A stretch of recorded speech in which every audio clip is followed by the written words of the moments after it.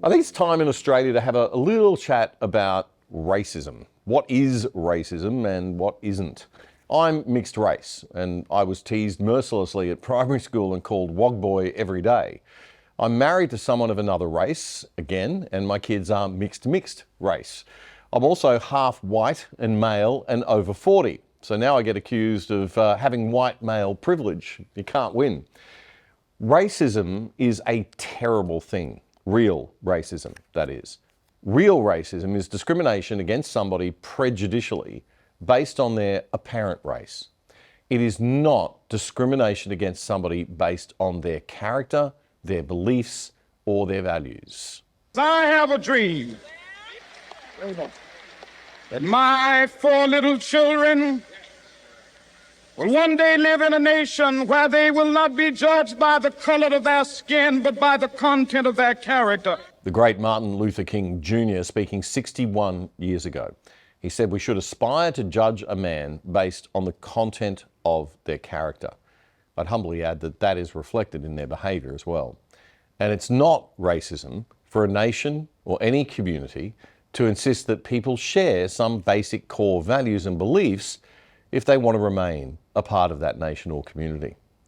Now, it is racism to exclude someone who does share your country's values and beliefs only because of the colour of their skin. And Australia does not do that. We welcome people of all races and skin pigment. But we can't be a nation if we don't have some shared fundamental values. Some of those values can evolve and change slowly a little bit over time. They should always be allowed to be discussed. But we have to be united by something core and fundamental. These days, people confuse the term discrimination with the term racism. Discrimination is actually wise. We discriminate about 1 million things every day: what to eat for breakfast, how to handle challenges at work, who to do business with and who not to. It's part of being human and surviving and thriving to be good at discriminating. Again, it's only racist or sexist if you're discriminating based on race or gender alone. But the left have hijacked all of these concepts, racism and sexism in particular. They use them as a weapon of attack.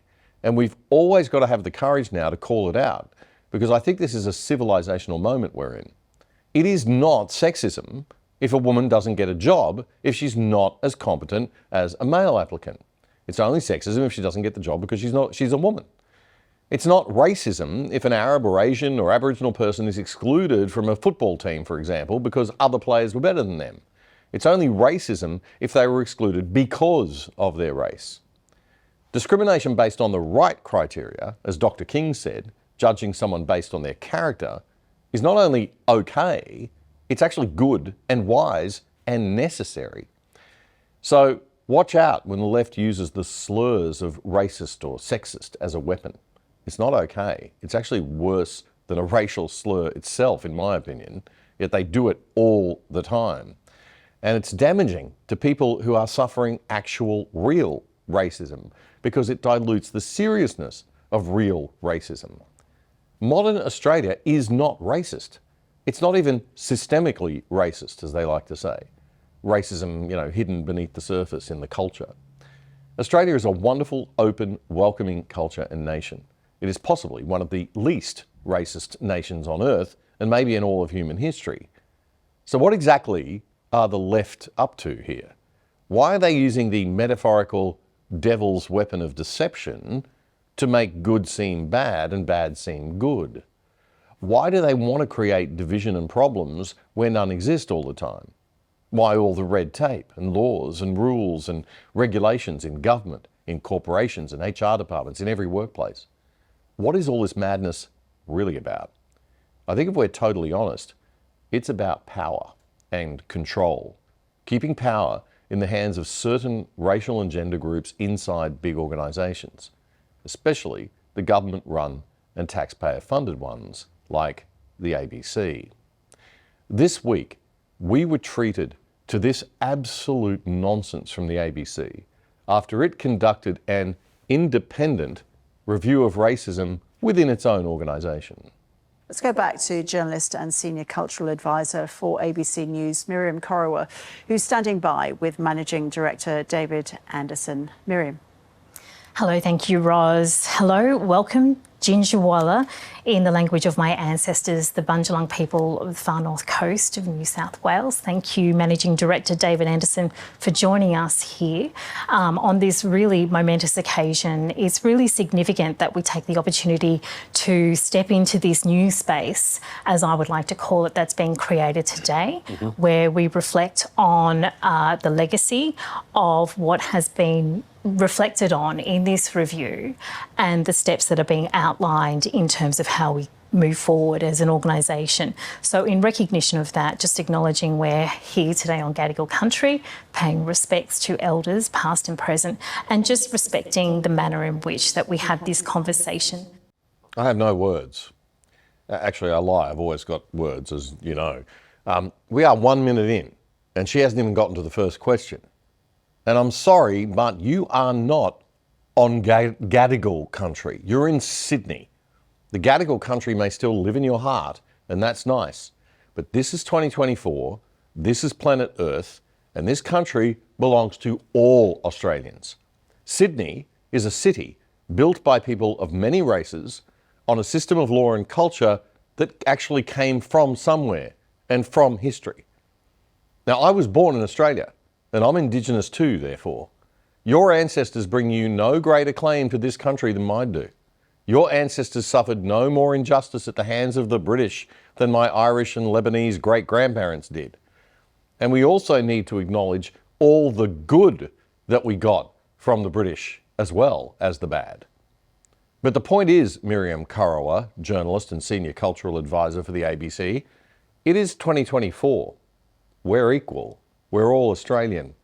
Even citizens like my wife, who wasn't born here, are equal to me and you in the eyes of the law and the culture of this great, open, welcoming nation.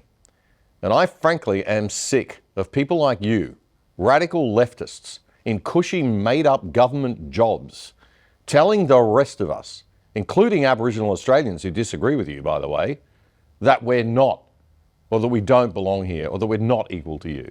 Because that is racism, and it is wrong, and it's got nothing to do with social justice and equality of opportunity in this great nation, and everything to do with people who have moderate talent and ability protecting high-paying jobs for themselves when they haven't earned the right in a free, fair and open marketplace to have those jobs. To start off with, David Anderson, for you as Managing Director, coming through this process from 15 months ago when this was announced, what are you reflecting on today as you step through the testimony of some 120 ABC staff who have shared some really deeply painful moments of their experience here working at the ABC?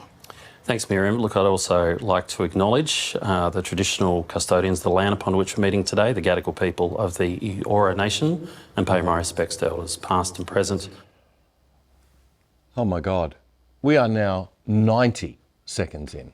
Look, my reflection on this, Miriam, is that, look, it's an important piece of work that has taken some time to produce, and I'm very grateful to Dr. Terry Janke for the work of her and her colleagues to do it. I'm thankful for the 120 people who have contributed to this as participants. Oh, okay, we're now 1 minute and 45 seconds in, and we're so thankful you're thankful, Mr. Anderson. But come on, Kamala, are you going to actually say something of substance anytime soon? As I reflect on it, it's a disturbing report when you read the experiences of the 120 people that have given their account and the testimonies that exist within this report. Okay, just stop. I can't take any more of this. 2 minutes of waffle. 2 minutes of waffle. I wonder what that cost. How many poor people could we have fed with that 2 minutes of ABC taxpayer funding, do you reckon? Enough. It is time to defund the closed shop elitist club of privileged media workers called the ABC. It is no longer just that the ABC's content is obscenely biased to the left when it's supposed to serve all taxpayers who fund it, but that its content is just bad. Its journalism is sloppy and of poor quality, as we've seen with the Heston Russell SAS scandal. And its existence in the internet age is unnecessary and redundant. And it creates an anti-competitive barrier to entry for other media workers who aren't in that little lefty club of elites like us. Because the chosen ones like you get $1 billion head start at a network funded by taxpayers to play in that's so rich it doesn't need to sell or run any ads. So we can't compete. What an immoral, unethical, unjustifiable disgrace the ABC actually is. Private internet access is terrific. With all the big government clampdown on online speech lately, you are taking a big risk if you don't have a VPN. That's a virtual private network. And it blocks spying eyes in big government or big corporate from seeing your IP address and hacking into your data. Now, it's super easy and cheap to set it up. It's not technical. Even I could do it. And even if you already have a VPN, you should consider switching to these guys, because since I have had zero reduction in my internet speeds, which was a bit of a problem with the one I was using before. And I don't even have to think about this one. It's just on automatically whenever I turn on my computer.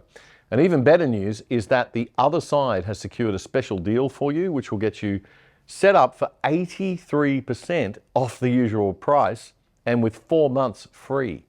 And get this, that brings the price down to less than $3 a month. It is absolutely amazing. So jump on it now, sign up to our special deal, and help support us by supporting our sponsors. piavpn.com/otherside. piavpn.com/otherside.